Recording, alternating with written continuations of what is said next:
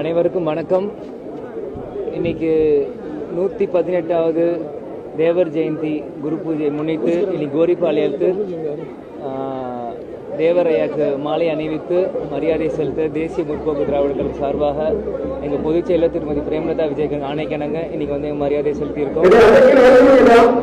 ஒவ்வொரு வருடமும் தலைமையிலிருந்து யாராச்சும் வந்து இங்கே ஐயாவுக்கு மரியாதை செலுத்துவாங்க.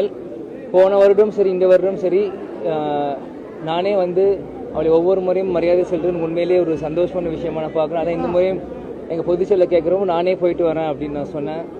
அதனால் இன்னைக்கு கோரிப்பாளையத்தில் வந்து ஐயாவுக்கு தரிசித்து இன்னைக்கு ஒரு மரியாதை செஞ்சது ஒரு சந்தோஷமான விஷயத்தை நான் பார்க்குறேன்.